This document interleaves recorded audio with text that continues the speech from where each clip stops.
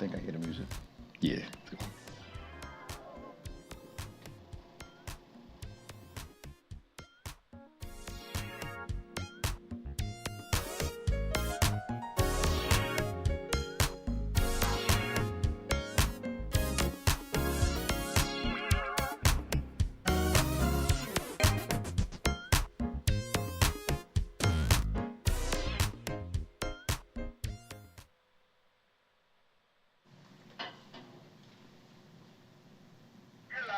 Well, praise the Lord, everybody. Welcome to On Point, the number one Saturday morning Christian-based call-in talk show in America, live every Saturday morning from 9 a.m. to 10 a.m. on any smart device at David G. Evans, the number one.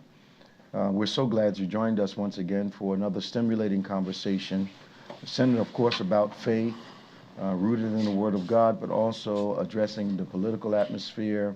We talk about sports, we talk about culture, talk about all those events relevant to you, but from a biblical perspective. That could be national, international, local, regional, does not matter. We're so glad that those of you who call us and have made this program such a success continue to support the program. We want you to like us, of course. We'd like to reach 1,000 likes today. Subscribe to us, hit that notification bell, send us a comment letting us know how On Point is impacting your life.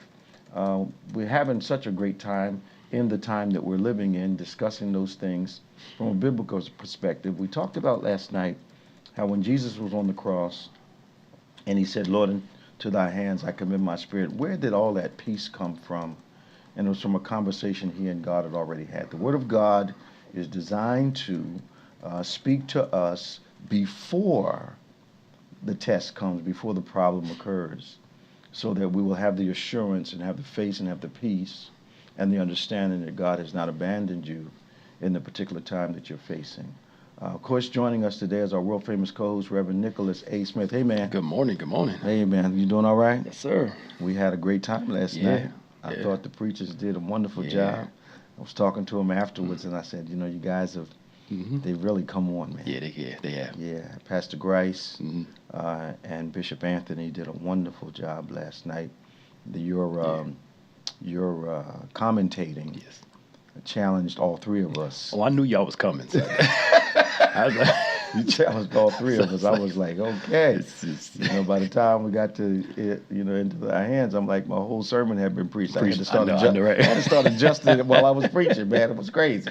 It's like, but we had a great time last night. If you missed our excellent Friday service last night, you can simply go on one of our platforms at BBC of NJ or at David G. Evans 1 on YouTube, I believe, and you know, take a look at it. It's an unusual presentation of the 7 last words: music, dance, drama, and preaching. So you'll enjoy the different treatment. I certainly did. I have to thank Pastor Bush for his handling of the creative finance department, ministry, and how they just came in such a unique way. It was, and I didn't know Tyrus could act. Neither did I. Man, he had me convinced. Yeah.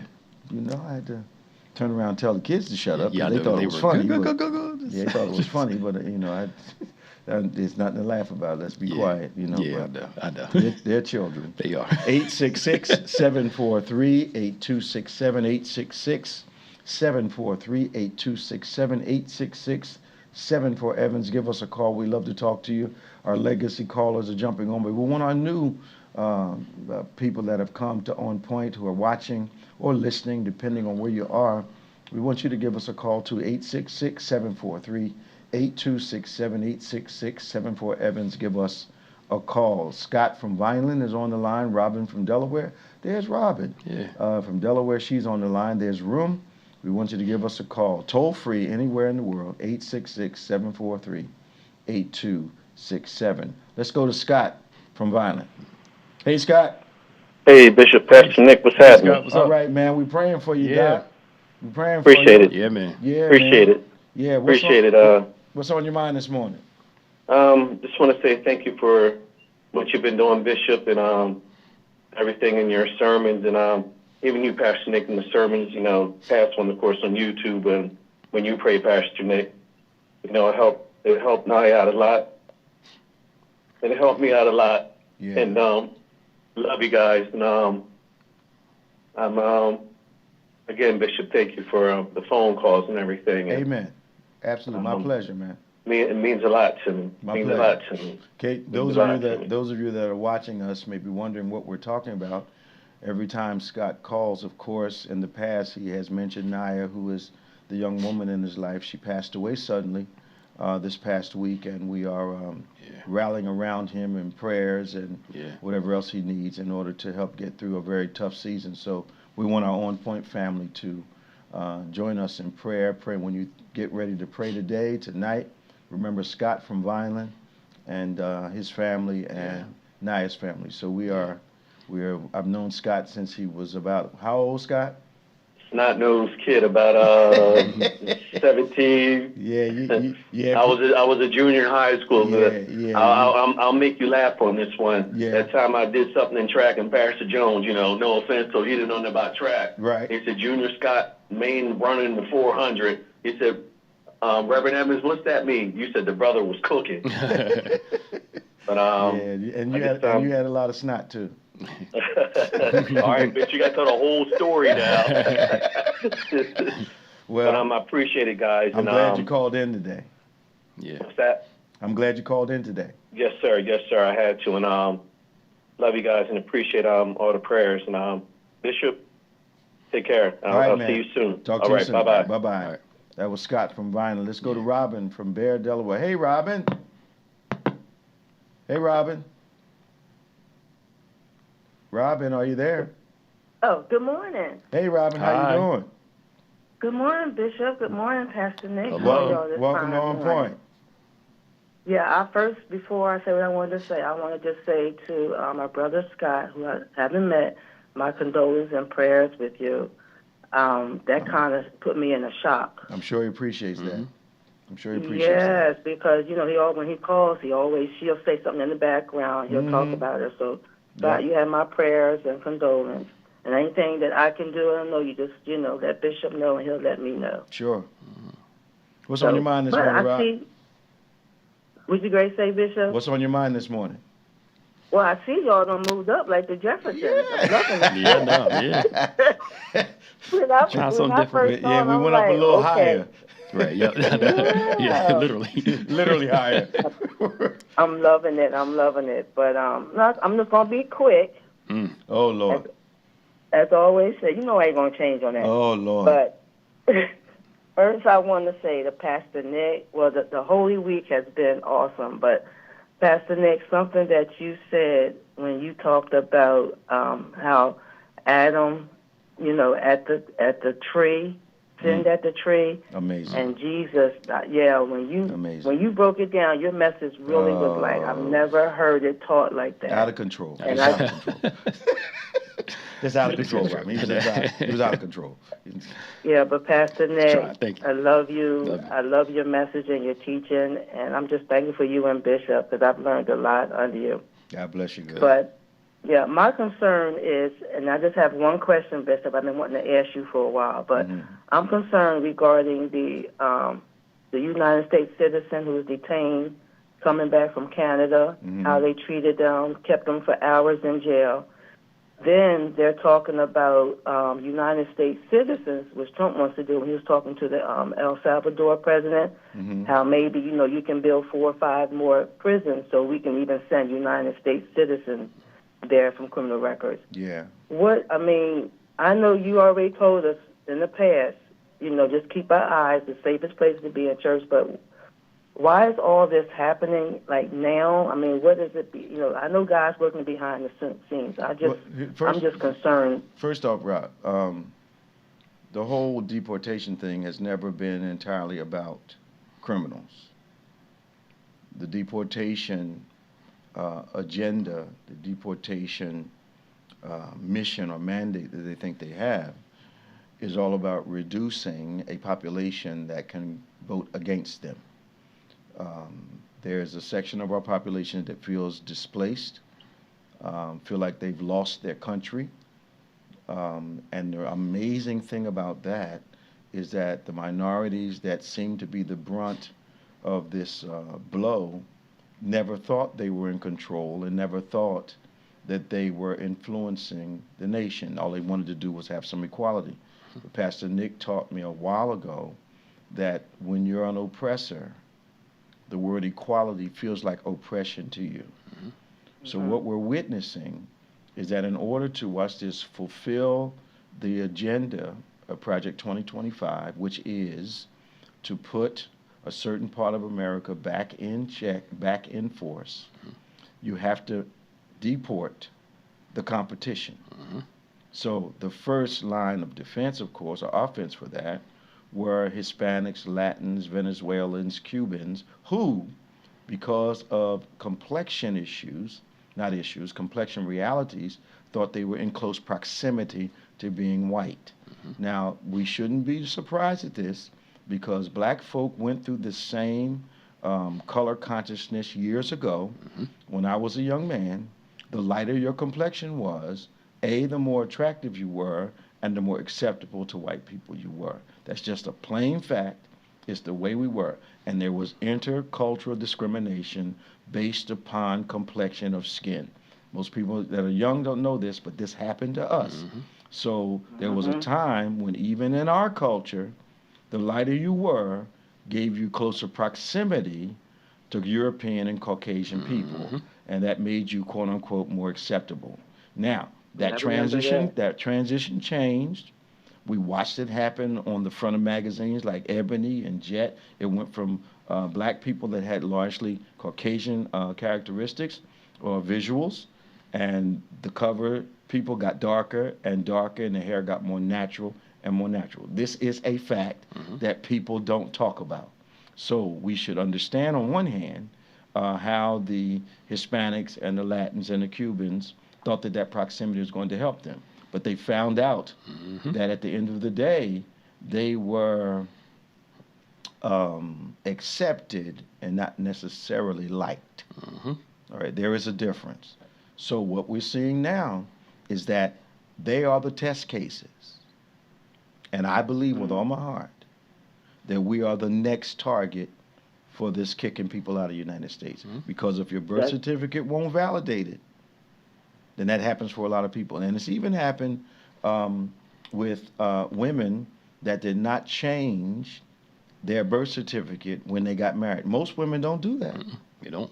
They leave the birth certificate the same. But now, if you don't have they want to make it legal that if you don't have your husband's name on your birth certificate, that you're not legitimate.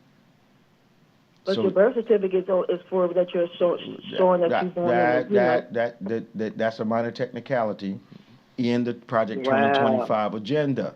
It's a minor technicality. And what's happening is, it was a stroke of genius. I'm going too long. I'm sorry. It was a stroke of genius. Okay, I need to hear this. It was a stroke of genius that they made the Project 2025 document almost 1,000 pages, because most Americans that needed to read it never read it. So they were able to vote in ignorance, not knowing what the agenda was, what the playbook was for the incoming administration. And the nonsense about our president not having any connection to the document is just wrong. He's got people working for him now in his cabinet, working around him in the White House, that were some of the authors of parts of Project 2025. But in addition to that, and this is a biblical example, God's name is mentioned so many times in the Old Testament, you know the Old Testament is about God. Jesus' name is mentioned a bunch of times in the New Testament, you know it is primarily about Jesus. Now, his name is in Project 2025 over 300 times. The document is about him. And if that's a doubt, then the actions that have been taken in accordance with that document since they got in office is substantiation for the fact that that document is this party's playbook for this country right now. And they're making a mess of the plans. They're going to turn the wealthy against them, because they won't keep losing billions of dollars in order to support him. They will not. So a couple guys made a couple $1 million back earlier in the week, but trillions were lost in a matter of a day or two. And the market is still rocky.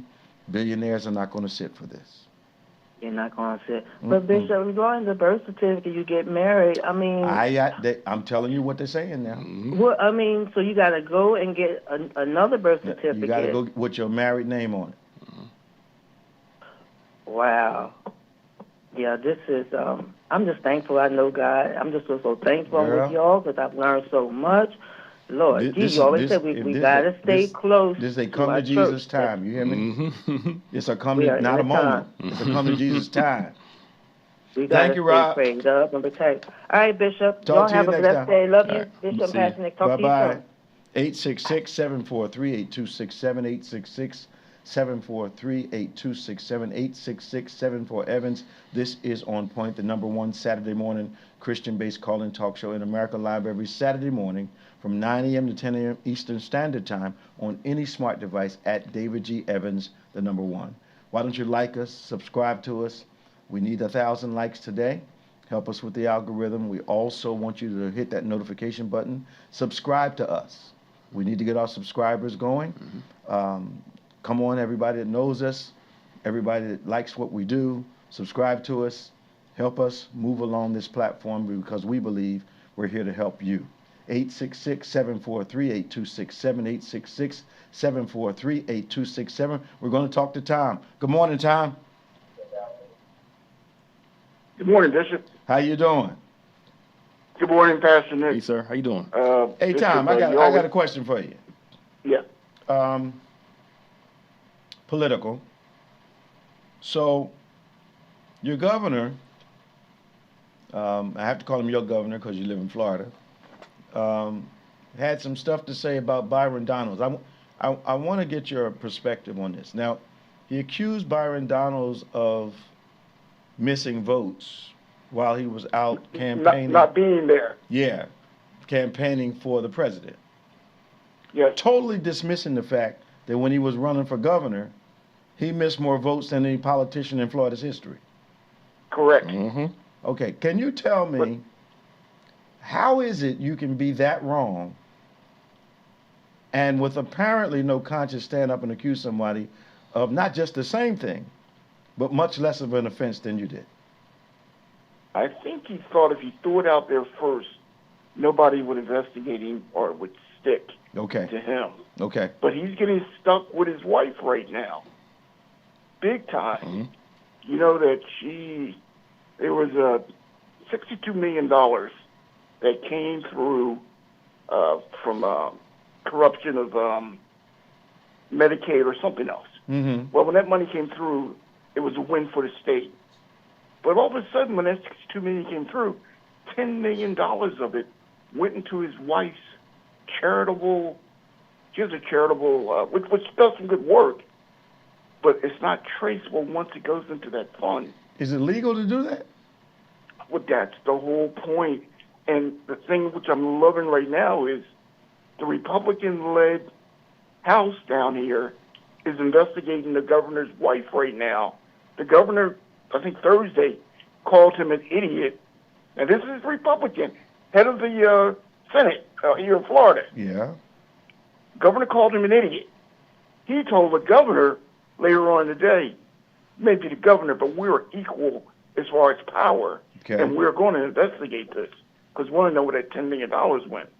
Not only that, they can't really trace if that's going to go into her running for governor's campaign next year. Now, when you say they can't trace it, what are you saying?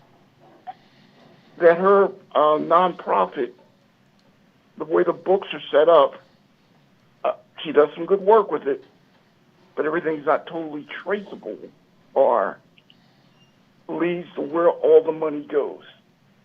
At least they're trying to give the public that perception, because I think when the government wants to find something, they can find it. Well, I know the governor is very upset with his Republican counterparts in the House. And I think part of the pushback is what he's doing with taking ICE, letting them go on the college campuses. He's doing a lot of things which a lot of Hispanic people down here are up in arms about. Yeah. And they're poking their people. Okay.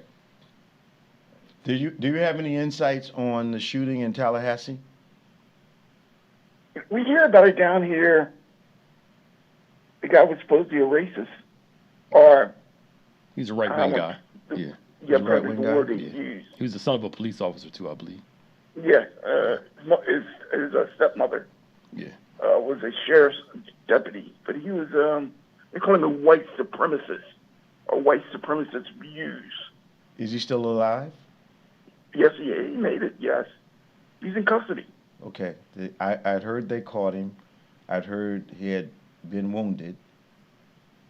But I'm not sure what about the kids that were wounded by him. There were two that were deceased, He killed and two? I know there's one in critical. There's a couple others, but two that are no longer with us.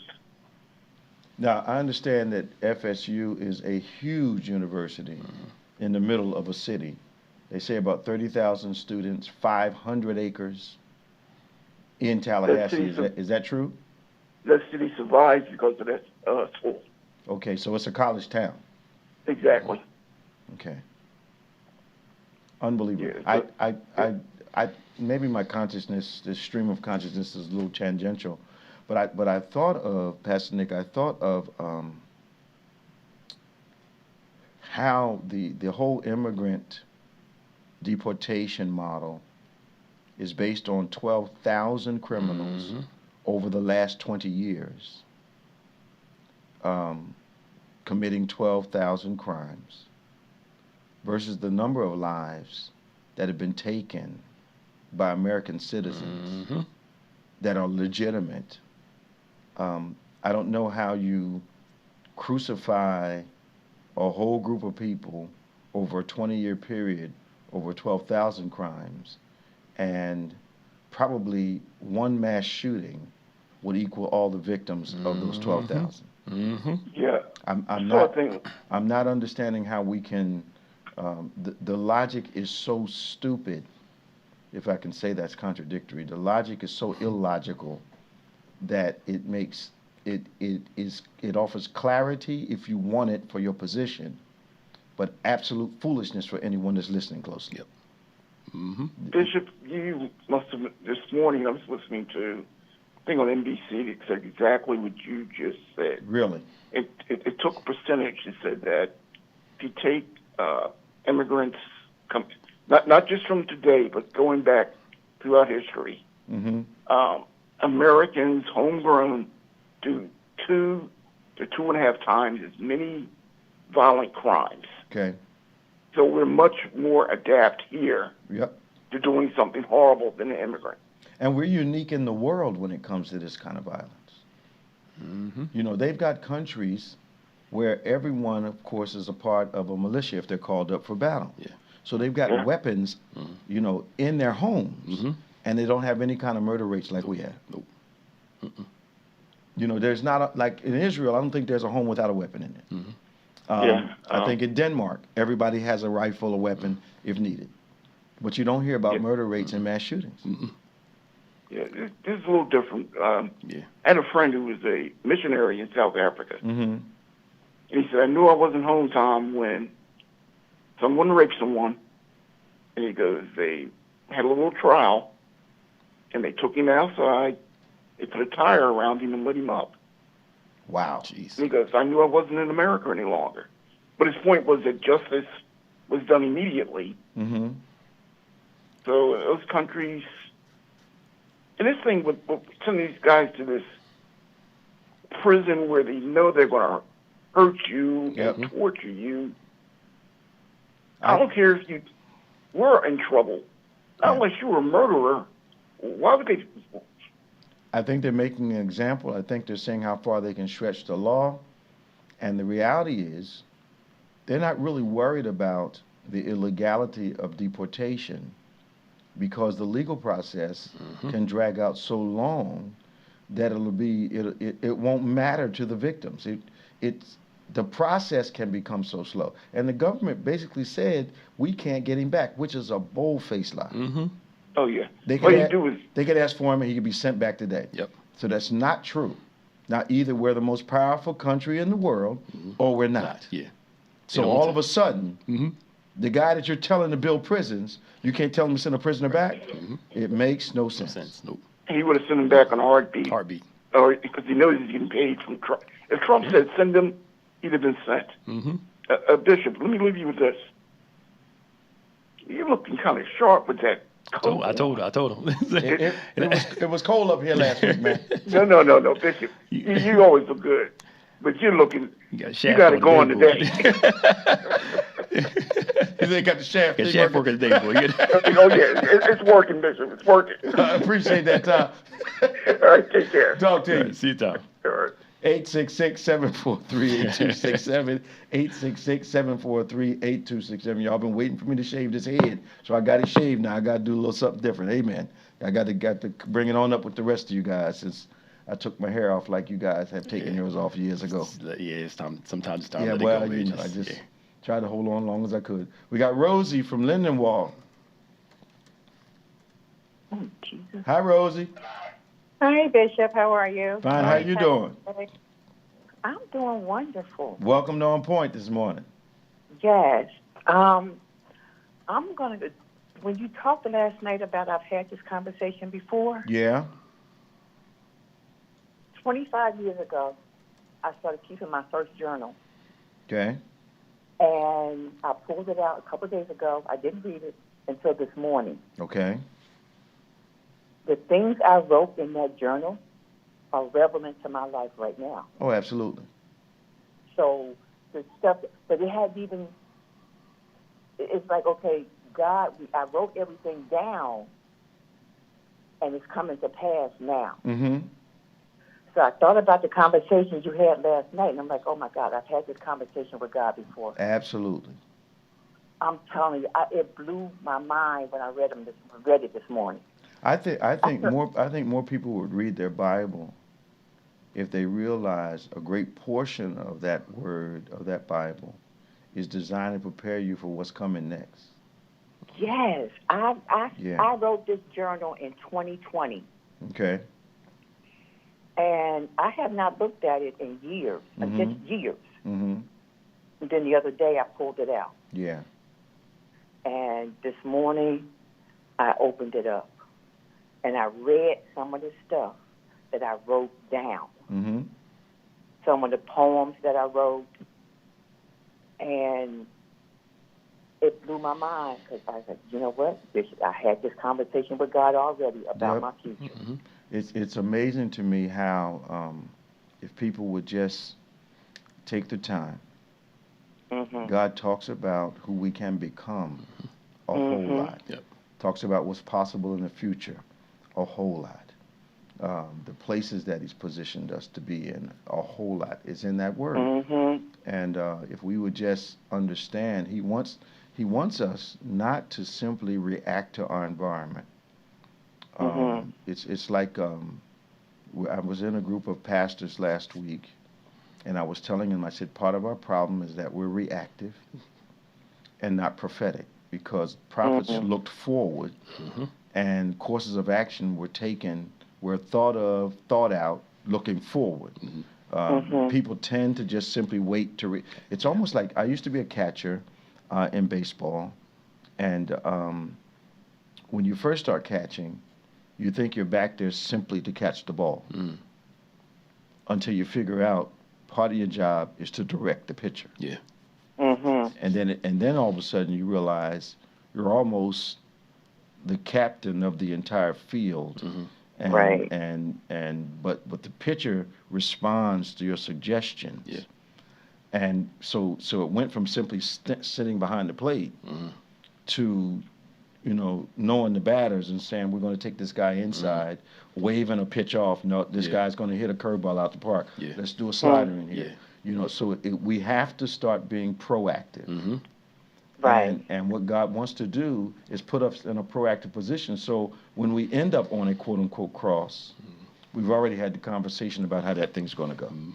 Right, because I didn't realize back then I had already declared Jeremiah 1:5 in my life. I thought I had just came up with that recently in the last couple of years.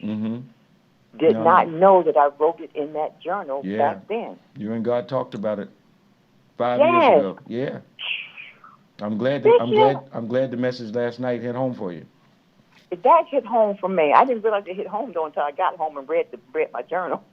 Well, a lot of But it people, did. a lot of people there last night when I heard the crowd respond when I took us to Psalm 31 Mm-hmm. and read the words in verse 5 or 6, I think, where it says, "Into thy hands I commit my spirit." Yes. That's when people exploded and realized that Jesus was already prepared for where. It was already Fulfilled prepared. prophecy, yeah. Yes. Yeah. So God had already prepared me back in 2000, Yeah. actually for my life that I'm having right now. How's that dog doing this morning? Oh, look, I bet you eating that food. All right, girl. I'll talk to you tomorrow. Okay, Bishop. All right. God bless you. 866-743-8267, 866-743-8267. There's no names on the board, but I believe we have some people in the queue. Okay. We got Derek from Camden. Hi, Derek. Hello, Derek. Hey, how you doing today? All right. How you feeling this morning? I'm feeling good. Welcome to On Point. That's good. I like to hear that. Yeah. I went to the doctor Thursday and I got my neck brace off. Wonderful. Yeah, so How's it feel to be free? it was wonderful. I told you. How are your arms and your hands doing? My arms are still there. Okay. But they had me walking today Good. with the stretcher. You got to do it, man. Yeah. Even when you don't feel like it, you got to you have to do it. Yeah, I know. Yeah. Even though my fingers are not numb no more, you told me what There to you do. go. So There you I go. did it. There you go. Oh. Always remember now that sometimes when we're trying to rehab, we will try to protect ourselves from the pain.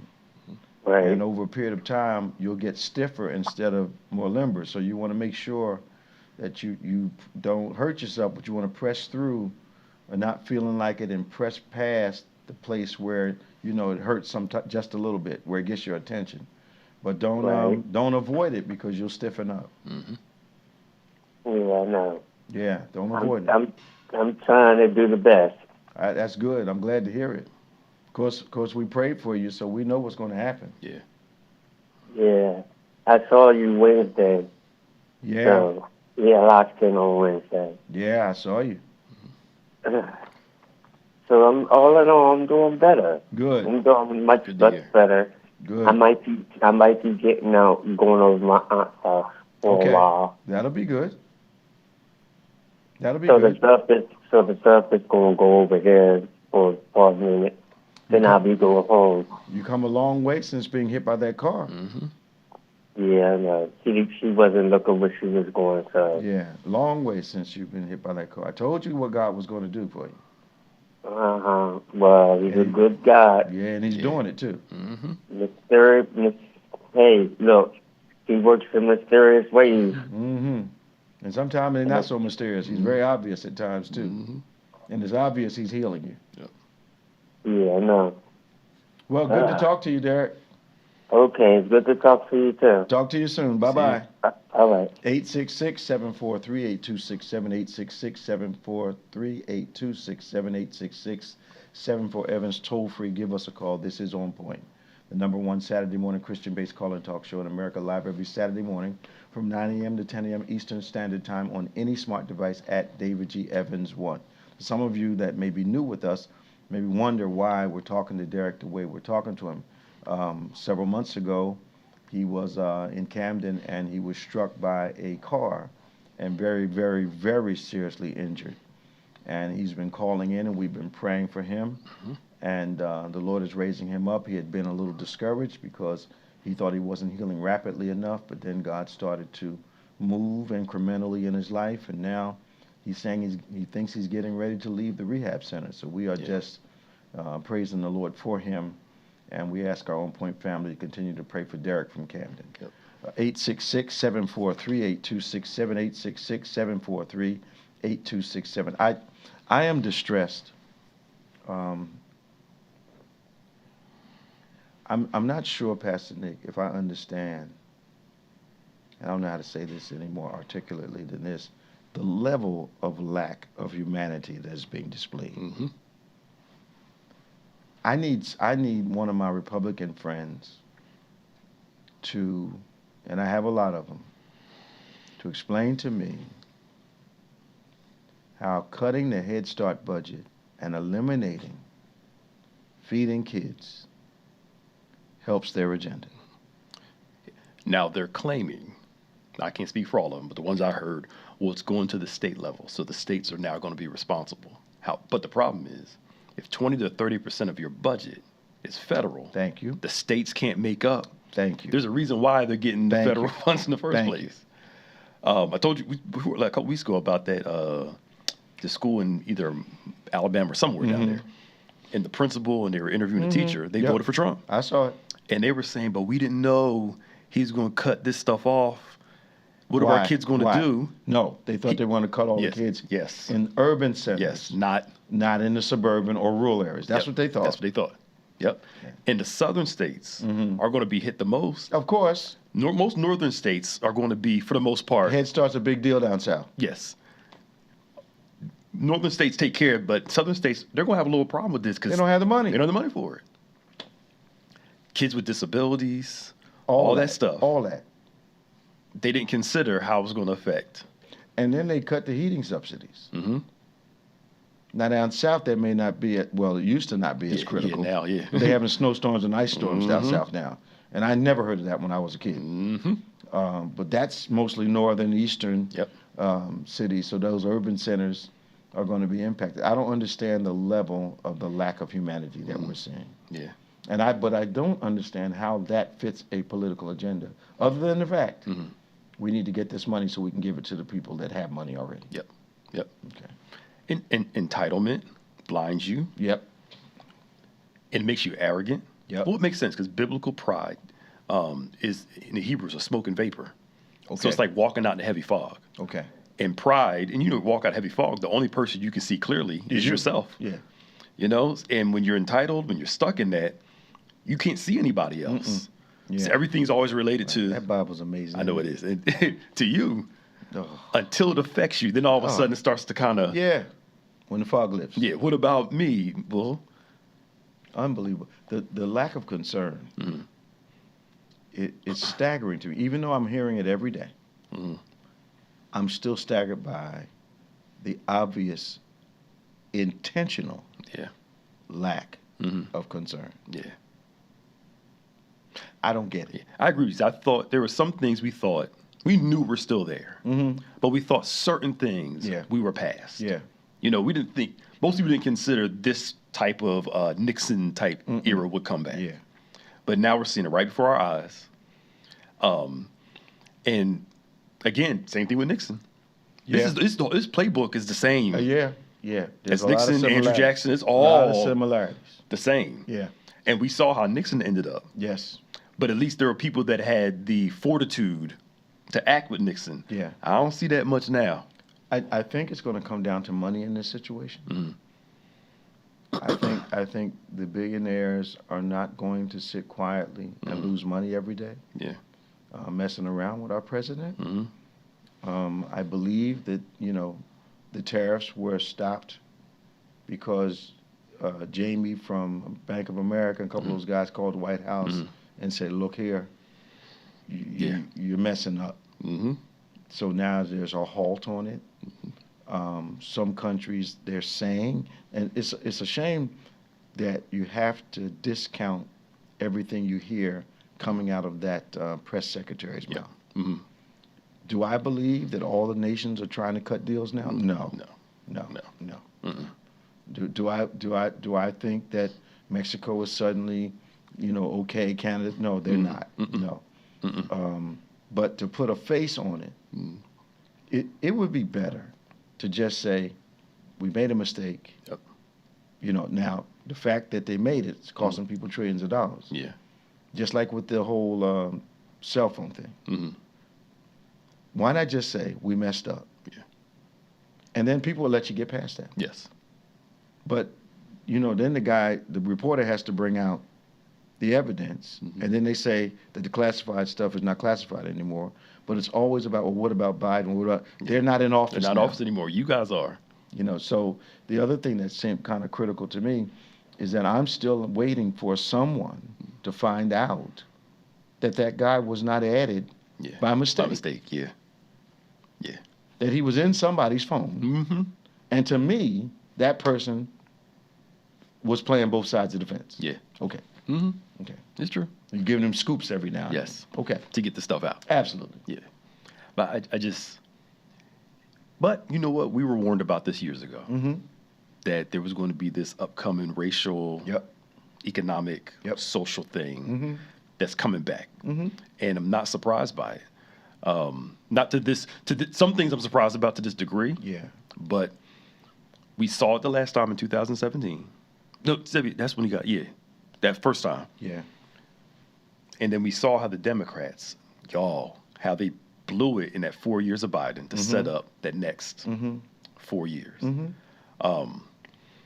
I don't know. Just I think that what was missed was, I think the Dems did not understand the affinity that some people would have for our present president.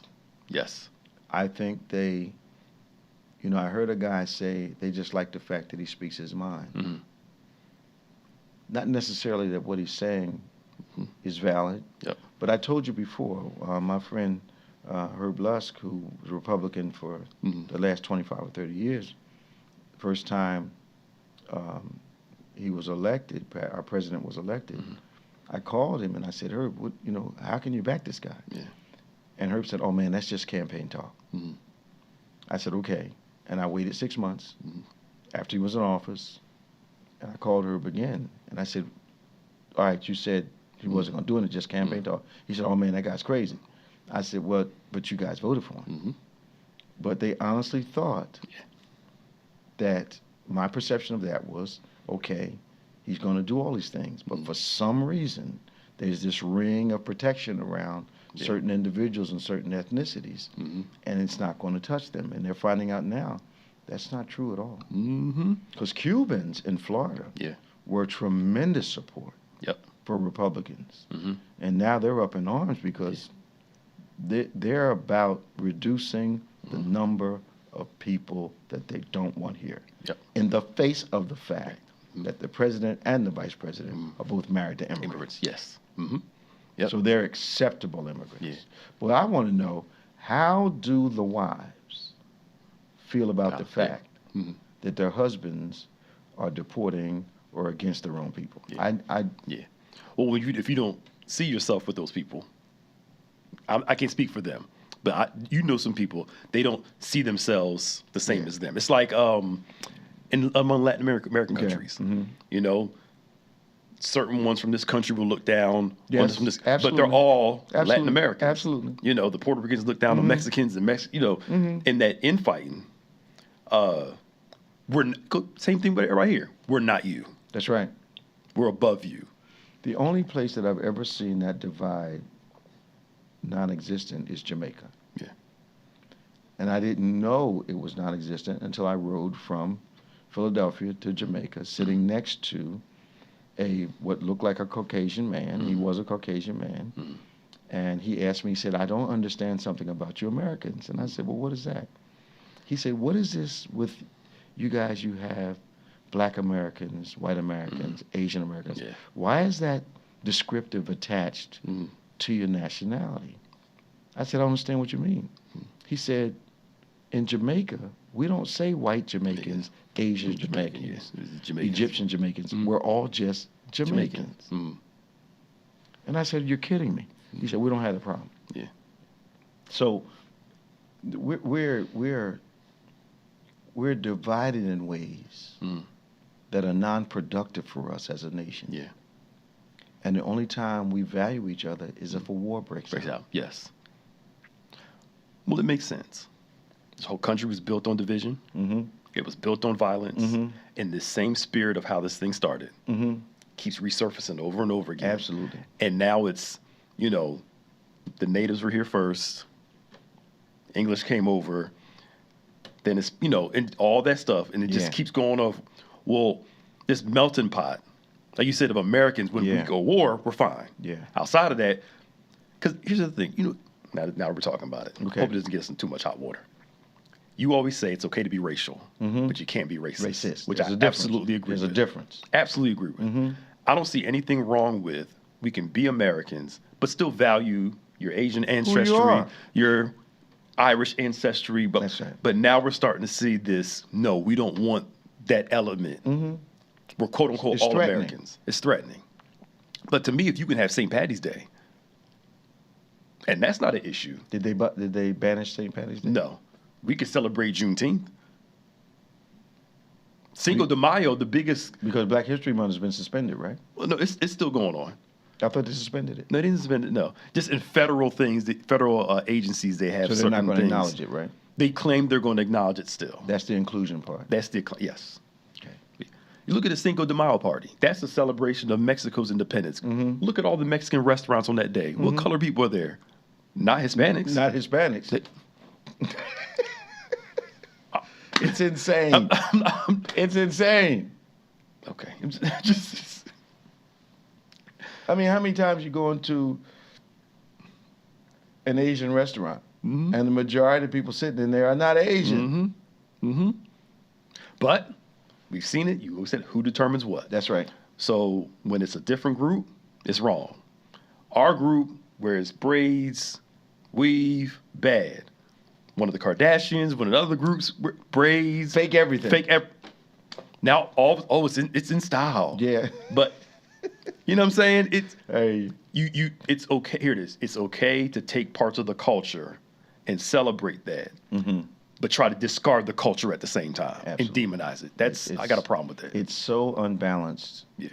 And it has no flow as it relates to consciousness and intellect, that it is baffling to me. Yeah. Because it's just so obvious. But what I noticed is when a lot of politicians are lying to the camera, you can actually see the vacancy in their eyes that they're saying something they don't believe. Yeah. And I call it a bathing suit competition. That's all it is. They get on camera. Yeah. We know he watches TV. I've got to say something that he's going to be pleased with. Yeah. Even if it makes me look stupid. Yes. Like telling somebody who got fired, you deserve to be fired. Yeah.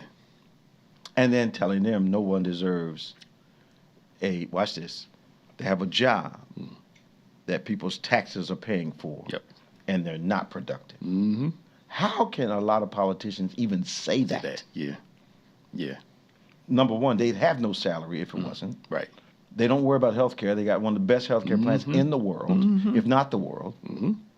They're getting paid because we're paying taxes. Yes. And a lot of times, it's years before they do anything to benefit their constituents because they have no authority in that fraternity. Yep. And you're going to talk about people that are getting paid to do nothing? Yep. Okay. Yeah, I agree with you. And I was something was watching the other day, and they were talking about insider trading among Congress. Absolutely. And how it's illegal for them to make all that money, knowing all these things ahead of time. Absolutely. And they won't vote to take that out. But again, it goes back to, if I'm all about me, and power and money is the most important thing, I don't care how I get it. Look. I don't care who it hurts. Look. Rarely does a politician go into office in national politics poor and come out poor. Yep. So something in that mechanism, whether it's lobbyists, stock information, something, watch this. They have to disclose the trades they make. Yep. So they're working on legislation that impacts. Now, to me, that information will qualify for insider trading. Yeah. But not for them. You work on the legislation, you can buy the stock 30 days after you work on the legislation. So you're ahead of the game all the time. Yeah. And it's not just Republicans. No, both sides do it. No. They say Nancy Pelosi is she made skillful. Some money. She made some money. Millions and millions. Yep. It came out in the news, and all of a sudden, 2 days later, you ain't hear about it no more. Of course. Well, before the pandemic. It's drawing too much attention to the mechanism. Yep. Because they're all being benefited by it. Mm-hmm. Okay. They said before the pandemic started, like 2 weeks before they shut everything down, they had a meeting. A bunch of them was selling off their stocks, doing stuff because they knew they were about to do a shutdown. I'm telling you, it's... Working people suffer. Yeah. Now, here's the thing. We suffer because the businesses that are connected to those things take downturns. But as far as our salaries are concerned, they may not be affected. Yeah. Now, your job security may be concerned because the company has to cut back because of the losses that they sustain. But in actuality, the working people don't make their living from the stock market. Nope. As a matter of fact, most working people that have a 401 or some kind of retirement are not paying that much attention to the ups and downs. They just want the lump to be there. Yep. So whether it's making money, that's the gains that you had, you may lose them. Yeah. But the lump sum right. is going to be there. Yeah.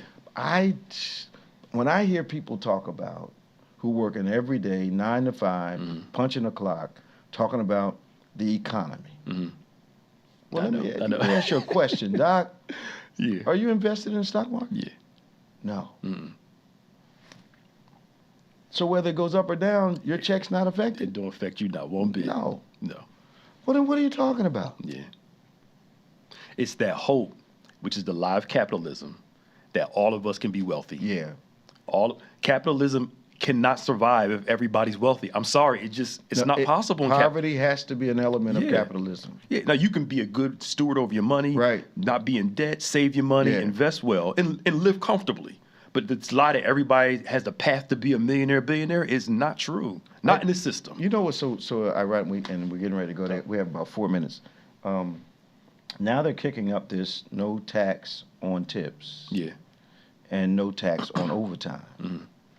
But the game plan says they're going to make overtime illegal. Yep. So, of course, there won't be any taxes on it because it won't exist. It won't exist. And no tax on tips. Ooh, yeah.